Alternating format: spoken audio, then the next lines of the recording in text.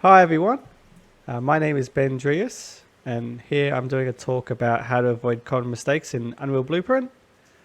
We're going to cover things that I commonly see people do wrong or parts of Unreal which catch you out and aren't very obvious. So firstly, who am I? I started in the industry in 2007 with Irrational Games in Canberra. I started working on the BioShock series, went through 1, 2 and Infinite while I was there, and also worked on XCOM, the one that went through many iterations and finally came out as the third person one. In 2012, I left Canberra to go back to Adelaide with my family and finished BioShock Infinite remotely from there, which was my first experience with remote work, and I worked directly with the American studio at that point, so that was early mornings. After that, I joined Overbyte with Tony Albrecht for a while. We did porting and optimization work, did some pretty low-level engine work there on some pretty low-level hardware requirements, which was a lot of fun and a big challenge as well. And then after that, I joined Uppercut Games in 2014 and I've been with them ever since. So that's 8 years now. Working remotely from Adelaide. They're based in Canberra. And I was promoted to lead programmer at the end of last year. And pretty much that whole career there has been with Unreal. Did Unreal in BioShock, which was 2.5. Did Unreal 3, then when I went to Uppercut, we did Unreal 4, and now we're in Unreal 5. So I've been working with this engine for a very long time, and blueprints for 8 years. So hopefully today I'll be able to help you navigate the waters safely. So Uppercut Games was founded in 2011. It was founded by Andrew James, Ryan Lancaster, and Ed Orman. They were all very senior or lead level developers at Irrational Games in Canberra in programming, design, and art. Before I came along, they worked on a few mobile games, on Unreal 3. They worked on Epoch 1 and 2 and Snowjinx. And then I came along, luckily, because those games did well enough. And at that point, mobile had started to go to free-to-play and freemium, and that didn't feel like something we wanted to go down. We didn't like the monetization stuff, so we decided to change direction as a company and start making games more closer to what we used to make in AAA. So we went to Unreal 4 and started making Submerge, which was a relaxploration game. There was no combat states, there was no failures, it wasn't a hard game. It was very much a game to play and chill out. It was the first game my mother played that I'd ever made in my career, and she loved it. So it was a very different game than anything we'd ever made before or I'd ever made. After that, we had one more try at mobile, making Danger Dodgers, which was much more a freemium style game. And it just wasn't for us. In the end, we decided that no, what we did with Submerge was where we want to go. So after that, we made City of Brass, which is a first-person procedural roguelike set in the Arabian Nights.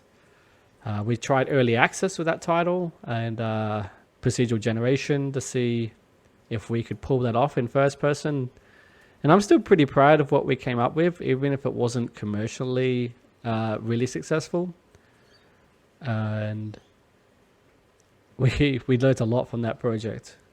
And from that, we got a Stadia deal with Google to make the sequel to Submerged, which was Submerged Hidden Depths. And we got to, with that, grow from a studio of 6 to 15, mostly contractors. And released that in 2019, I believe now. Obviously, Stadia has had some serious issues since then. As we all know, it's now gone. So that actually freed us up to release Submerged on other platforms. So we did that on PC and Xbox and PlayStation as well. And now we're sitting in a pretty good position where we can actually grow and make a larger project for a few more years. So we're now working away on something really big and ambitious. Biggest thing we've ever made. So that's super exciting. Unfortunately, I can't talk about it here, but that's in Unreal 5. So, what will we be covering today? There's a whole list of things here. I'm not going to go over them too much at this point, but the important thing is all these things contain traps. They're things you don't realize until you walk into them, and then you fall like these characters to their death. So I'm hoping as we go through, I can explain it in a good way where you understand what to look out for. As with everything in game dev, it's very much depends on what you're making and what your team is like and how you solve these problems. It's more about knowing the risks. So the first thing I want to talk about is the construction script. So the important first thing you need to understand is when this is called. So when you place an actor in a level, the construction script is called anytime the editor level loads, when it gets moved, and when properties get changed. There are settings to change some of these calls, but in general, that's when you should assume it's being called. For actors spawned at runtime, that is, actors spawned during gameplay, not placed in levels, the construction script gets called for each of these that are spawned. Keep in mind that child actors, which are actors you place inside other actors' blueprints, which come up as child actor components, they are actually spawned at runtime. So their construction script cost happens then. So what does this mean? Because this is called so often, you really want to keep it simple. Try not to do too much in them. If they're placed in levels, there's a huge editor cost. For those who've worked in Unreal for a while, sometimes when you open a level, we can see it takes a long time. And in my experience, it's been because a lot of actors have construction scripts. So just keep in mind the editor performance cost, but then also keep in mind of other ways you could deal with this problem. Could you use editor utilities? Can you expose functions to the editor that make this data instead? It's a trade-off. The more actors you have that do more complex things, the more your cost is, and you're going to have to find that fine line. Just know when it's used. So Unreal does a pretty good job of showing you the lifetime and the differences. You can see on the left here is play and editor and then loading of actors that are placed. And then on the right is where you spawn actors. And you can see that the construction part is only done in the spawned actors. It's not done in the loaded case. I put the link to where that doc is on UDN, although now 5.1 has come out, it's probably different, but it's a good thing to remember and learn, especially if you are more technically minded. There are subtle differences in the process of an actor being loaded in versus spawned. So the next thing I want to talk about is begin play. This is only called at runtime, but this is another place where you can just lose time. So spawned and placed actors have this called. And this means it's a level streaming cost, because anytime you stream in actors, begin play is called on them. If you have a lot of logic or a lot of expensive stuff in your begin play, you'll probably run into hitches. So for open world games especially, that could become a big problem.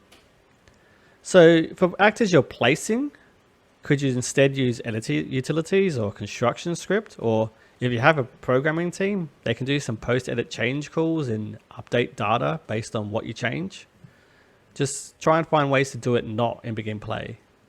Obviously, it's impossible to ignore it completely, so it's just about doing as little as possible.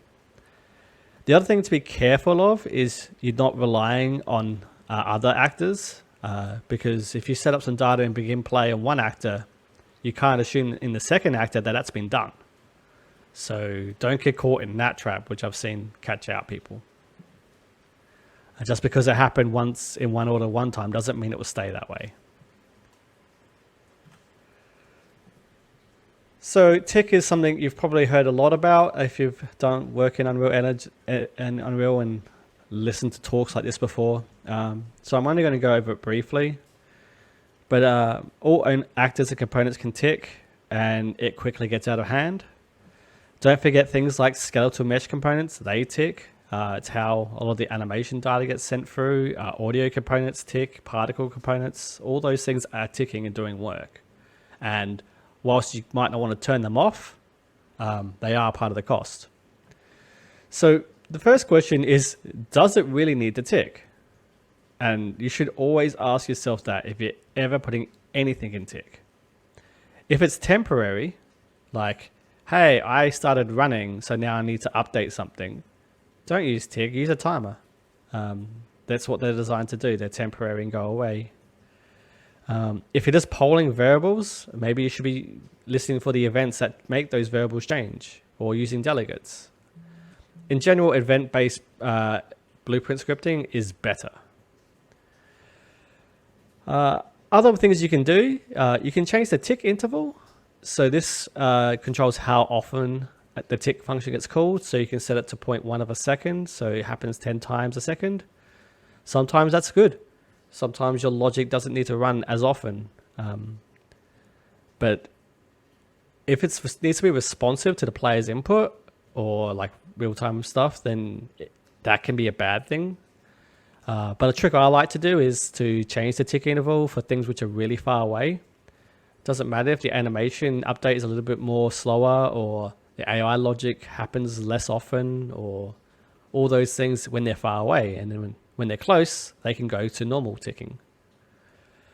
The other thing you can do is turn the tick on and off. So if you don't need it, maybe it's really far away and there's no point ever ticking, or it's in a state where it's not going to do anything, then turn tick off. Don't keep tick on and go, if do this, don't do anything. Like, that's still a cost. So if you can, just turn it off. And don't forget about tick dependency. If you need something to tick first, there is an option to make an actor dependent on another for tick. So you can always have actor A tick and then actor B. Finally, you've probably heard about dump ticks before, but it's really important to just keep an eye on that. It will show you what's going on. The list will be bigger than you expect. It always surprises me.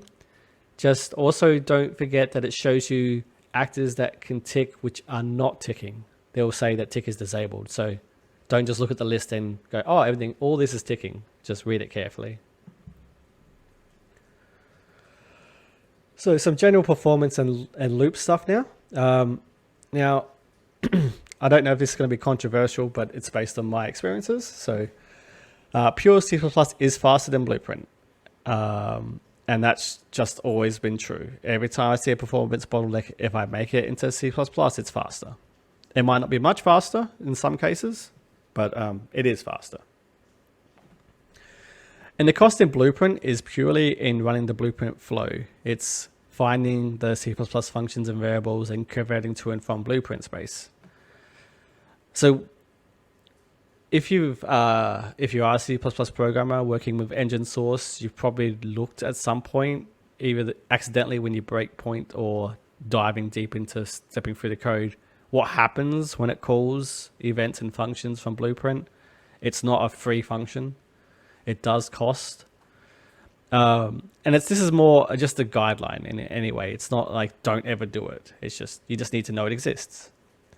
So calling one Blueprint node is fast. Calling many is slow. So I've put an example here to show you what I'm kind of trying to get at. In that first top one, we're calling get actor location inside that loop each time. And so that's slow. We could instead cache the actor location because it's not going to change during that loop. So we cache it before the loop and then just use the value. And that is faster. And then finally, we could instead write a C++ function which took that array, did the same loop and the same comparison and print it out inside the C++ code. And that would be even faster. So yeah, if you're doing a loop and you've got values that don't change, you should definitely cache it. It is faster. And also just be careful about pure functions inside of loops. We're going to go over that very shortly, but just be very careful and know what you're doing with them. The other thing I see hurt performance a lot and just cause weird edge cases is doing for each loops inside each other. It is a big performance cost, so just be careful how many you're doing, especially if you're making for loops inside of pure functions that are inside of for loops. The performance cost can sometimes be surprising. The other thing to be careful of is for each loop there is not giving you the array element, it's giving you a copy of the array element. So if you went and tried to, in that array element field, try and adjust the data inside it, you're not setting the data inside all locations. Now, this will make a lot of sense to people who are from a programming background, but if you're not, just you need to get the actual reference from the array, and I'm pretty sure it's just, there's a get node that gets you a reference. So if you want to modify the array, don't use a for each loop. I think you can also now do set array element inside the array, but just be mindful. So I guess with all of this, this is all this information. These aren't hard rules. Doing the slower function might be totally fine if it's called once or twice and it's a function which hasn't got a big array. It's going to be 2 or 3 elements. Performance cost is so small, it doesn't matter. If you're doing this in tick and that array is 100 elements, then maybe you need to change it. And it's all about what you have in front of you. What game are you making? What's your console and your platforms? What's your team makeup? How can you solve it? I just wanted to let you know so you knew there are some wins here. So I'm quickly going to go over functions and events. My personal preference is to use functions whenever possible. There's a few reasons. It's cleaner in terms of when you see a flow of blueprint, what a lot of people will make is spaghetti. With functions, you're really summarizing a lot of spaghetti into one little node. So it's nice to look at. You can go, oh, it does A, and then it does B, and then it does C, instead of having all that script in that one place. The other big win is local variables. These are variables which only exist inside that function. I see people who overuse events. What they'll do is create a variable in the class and use it temporarily. This is confusing and potentially dangerous because someone else might go and use it. The other thing that's a problem with events is, it's also how they're designed. They're asynchronous, right? So that's how you use your delay nodes, your timelines, your load asyncs. But because it's asynchronous, it means the event flow can be activated multiple times, even while it's still going through it. So if you have event logic, which is doing delays and using variables as locals as it's going through, and then something else triggers the start of that flow again, your local, what you've used as a local, which is not, can be changed. And then your later logic is using the wrong data. So yeah, it's something to be very careful about where you're using events and asynchronous calls. So in this case, delay, if you don't know, if you trigger it again, it will not restart the delay node, it'll just ignore it. But in retriggerable delay, if you call it again while it's active, it will restart the timer. So in this case, if these events were being called every frame, the first case would do what you expect. Every 0.25, it would print out the string. In the second case, we would never get a string because it just keeps retriggering the delay. It's not starting a new delay on a new timeline. So transient variables are something I push my team to use often. For those who are programmers, you would already know what a transient variable does, but it basically just means that the data isn't saved.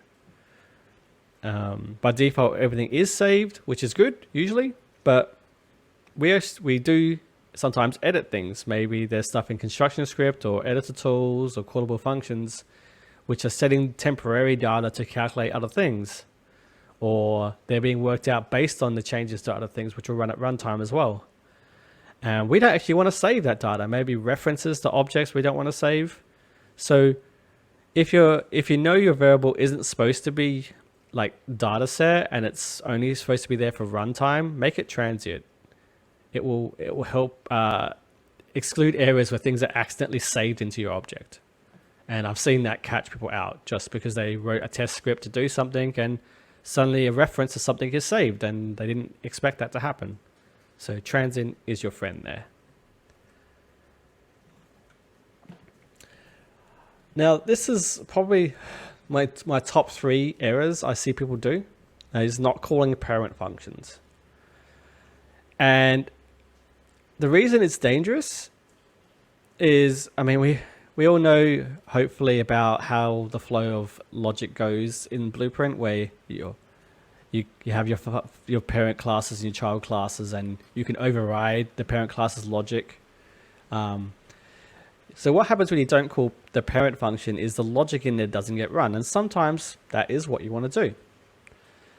Other times, though, you don't even realize you haven't done it. Unreal, by default, if you grab a child class of a blueprint and override a function, will add the parent call for you.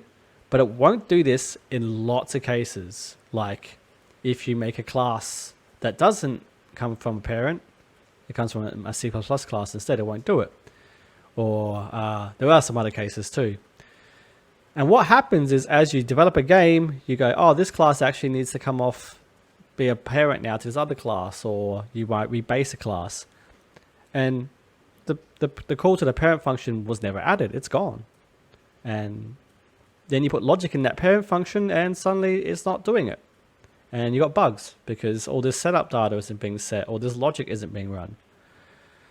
So I recently made a change to the Uppercut code base to automatically add parent function calls whenever you create a function. Just to stop it. I actually added a warning too if you don't add it. We'll probably expand on that later to have exceptions, because there are cases you don't want to call it, but I've seen this break so much systems in Blueprint that it wasn't worth the risk. So it's just something to be careful of. If you can, just remember to add it by default.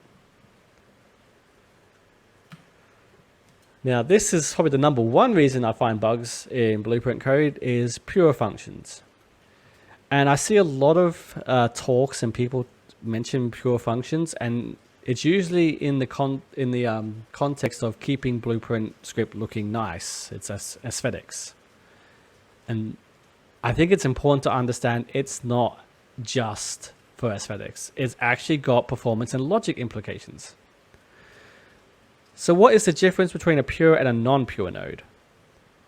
A pure node is run anytime the output is accessed, whereas an impure node, that's the ones with the white triangle execs in and out, they're only called when their in pin is called and their output is cached. The best way to explain it is look at the example below. In both cases, I'm setting strings to submerge, then uppercut, and printing strings before and after. In the top case, where I use the pure node, it will do what we kind of want it to do, which is it will output some submerge and then uppercut. In the bottom case, because it's using an impure node, the result is cached after we set submerge, so setting it to uppercut won't change the output node and we'll get submerged. So in this case, a pure node is what we wanted to do. Otherwise, we could have just called get our string again. But the problem is there are a lot of functions which are pure which you don't think about, like random numbers. The random float generator is a pure node. So if you grab that pure node and do lots of different checks on it, each time that random number changes. So you're not checking the original number, and I've seen that catch out so many people. It's probably the number 1 case of using pure nodes incorrectly, I see. So just remember that every time a node accesses the pure node's output, it reruns the function.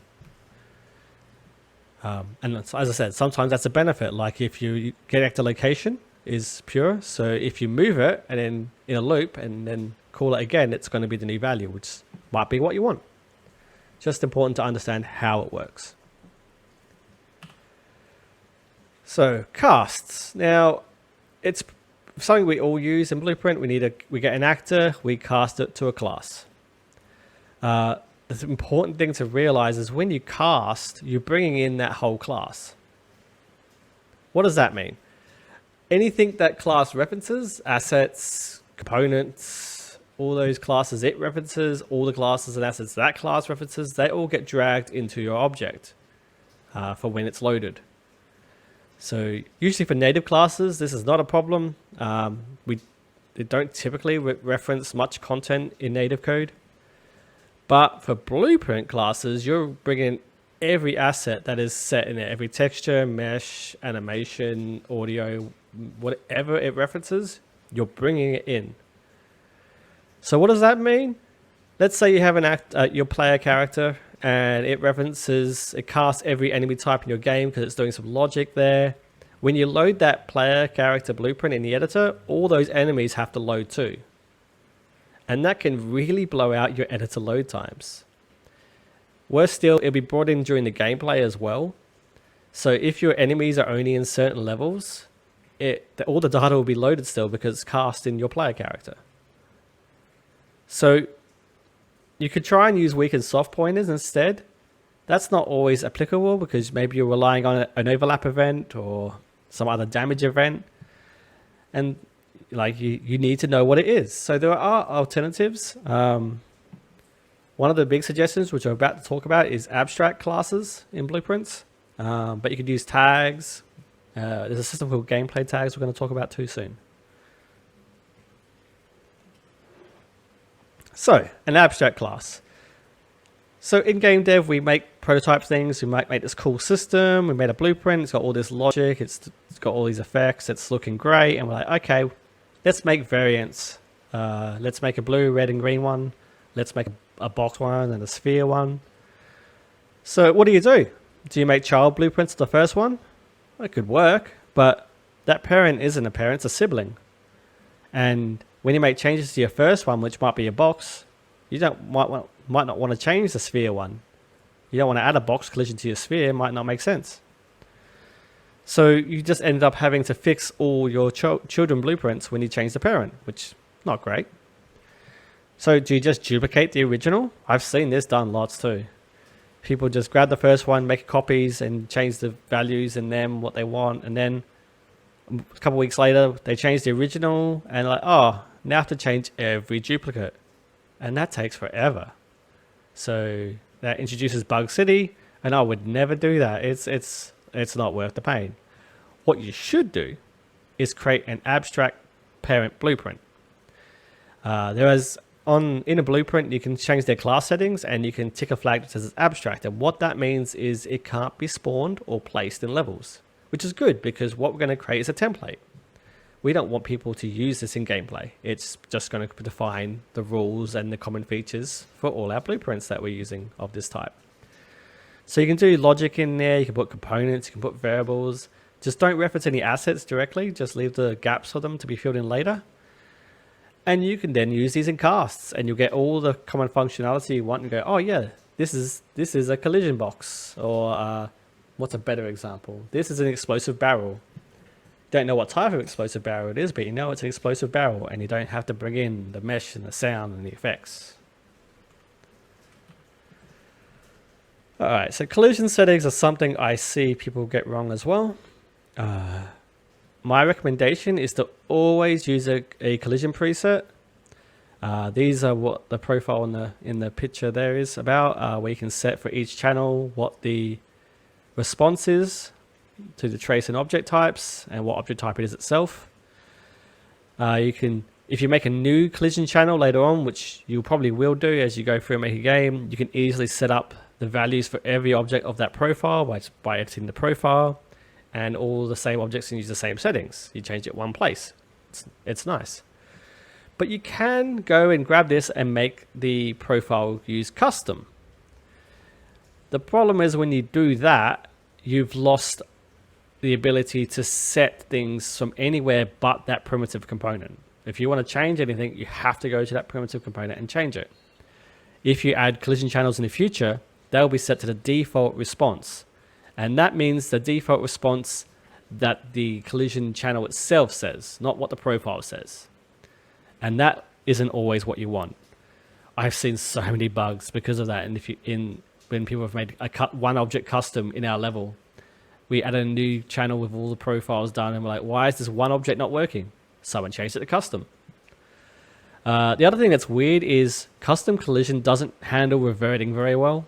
It reverts back to the default response of that collision channel, not what your parent says. So if I had a child blueprint with visibility set to ignore, and then its child, I changed that to block, it would tell me the value was not different because block is the default response for visibility, but it's not what my parent has. So in custom collision, there's no way to revert back to your parent. I fixed this for Uppercut because I wrote a whole system based on the custom channel to base off a profile and override specific channels.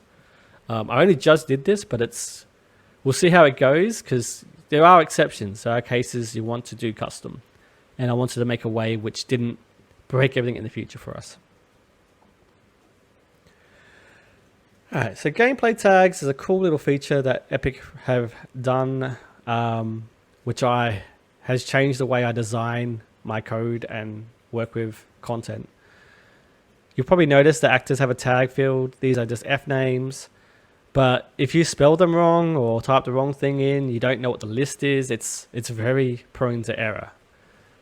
But gameplay tags are basically F names, but they're from a list. And they use, you define them in ini files, or you can define them in native code.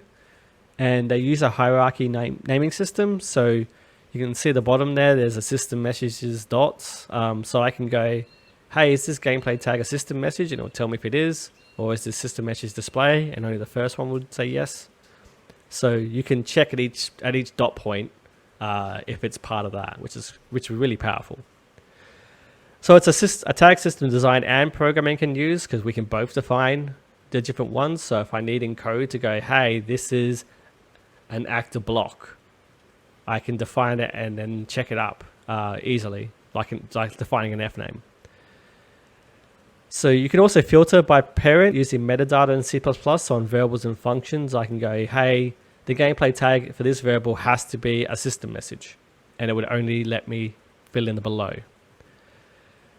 At Uppercut, I've modified gameplay tags. So when you do a filter and it's a single tag, it will do a drop-down box instead of the gameplay tags big widget that you have to use. And I also added support for parent filters in content defined gameplay tags, which has been very helpful.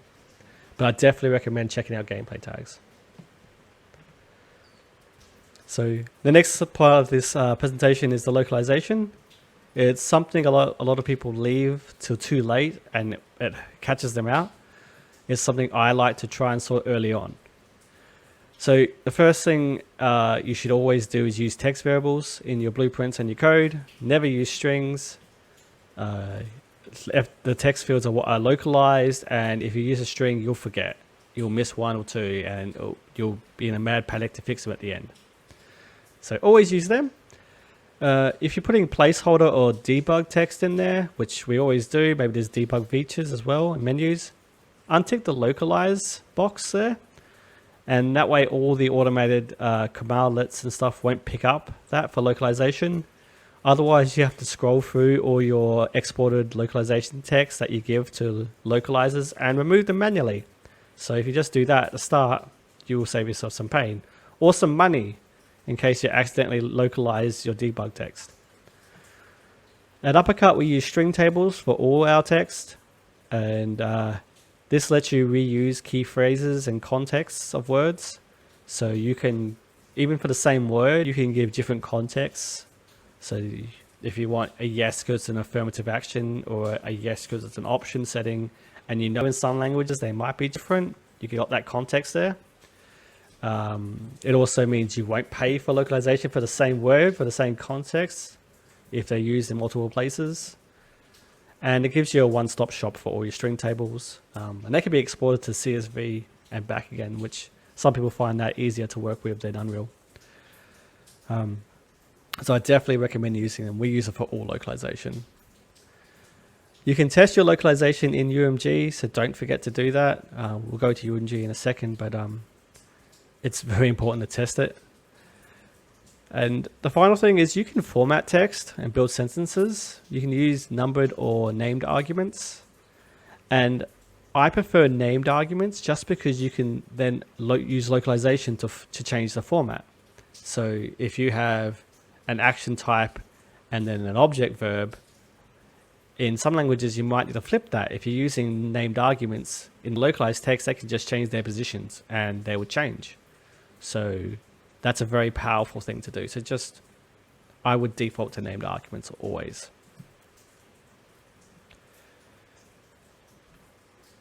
All right, so the user interface. I've worked in user interface pretty much my whole career, so it's always something that feels a little bit neglected at times, and there are a lot of easy things you can do wrong. So property bindings, something you can do in Unreal for buttons and other things. They are run every frame, and they are a huge cost. So I would disable the option to do this. If you're like me and don't think it's okay to ever do it. There might be cases where it's viable, but even Lyra's example game has it disabled. So I think that says enough about how much cost that thing takes up. There is a new system in 5.1 for their view model. For those who have done a view model style of programming for applications. I haven't looked into it. I don't know if it's quick. I'm assuming it must be a lot better. So maybe that's an option as well. Otherwise, yeah, just use events, delegates like before we talked about earlier. Don't forget to use the safe zone widget. So the safe zone is the area on the screen which the user thinks is safe, so you don't render off their TVs. It's important that all your UIs are within those, otherwise you'll fail cert requirements too. And the other thing to remember though is to put your backgrounds outside the safe zone. If you put them inside, it'll only draw to the safe zone, then you'll have the actual game behind it on the edges. So backgrounds outside, safe zone, and rest of content. Don't size your UI to your default language. I've seen people do this and then wonder why it all breaks down as soon as you change languages. Don't design them that way. I think the good rule for Uppercut we do is like double the space that the English text needs, and that's usually safe. But if you can translate early some of the phrases, even if it's just guesstimates, that can work. But like German, Russian, there's a few languages which are much bigger usually. So make sure you're testing them as well. And in general, try and make sure all text boxes have a scale box around them to scale down, not up. That way, if it does become long, at least it's still readable for the user, if they're not a scrolling text box, that is.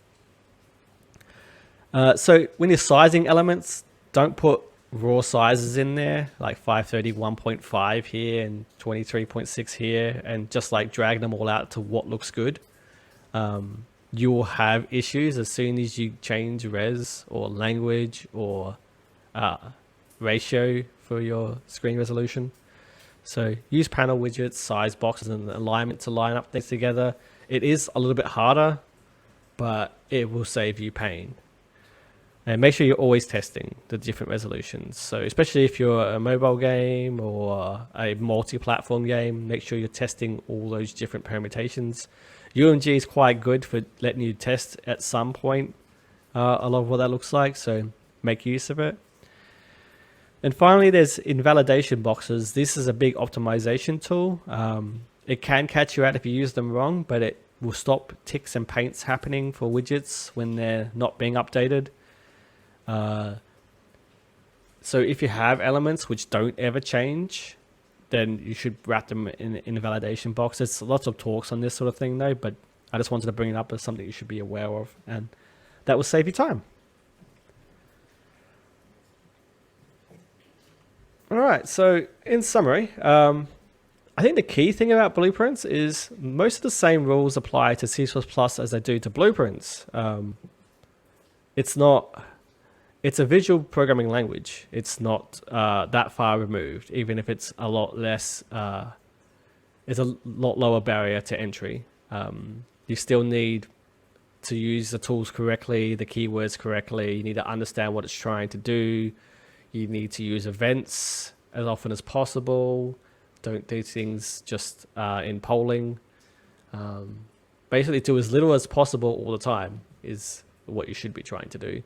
Keep things clean and easy to read for other people. So I think it's key to understand how it works. I know that's not possible for everyone, but there's enough people around that you should be able to ask. If you have programmers on your team, they should help. Otherwise, there's lots of Discord chats and other social media channels where you can go and go, hey, I ran across this feature in Blueprint. I don't understand it. And someone will probably be able to help you. The downside of Blueprint is it's easy to be lazy. A lot of the default settings are quick for getting things working, but aren't performant. And you can do lots of bad things quickly. So again, it's just about knowing what is going on and remembering some of the key pitfalls we looked at today. You should think about future extension. This is why I think you should always call to parent. You never know what someone else is going to do later. Someone might add something really key in that parent function. It's something as programmers you should do too. You should always be calling super, because you don't know what someone's going to do in the future. And a lot of games are big teams, at least more than one person writing the logic, and unless you have a hive mind, you're probably not going to be always in sync, and you might make a mistake between each other. And finally, there's lots of resources and help. I put my email address up there. If you want to get in contact with me, I'm happy to help out and give suggestions or follow up on anything you've heard me talk about today. I'm in quite a few Discords as well. This is my first ever talk, so I hopefully I did a good job of explaining these concepts, but I definitely want to help everyone out and share the knowledge I've come across over the years, and stop you from making the same mistakes that myself and others around me have made over the last 15 years. So thank you for your time.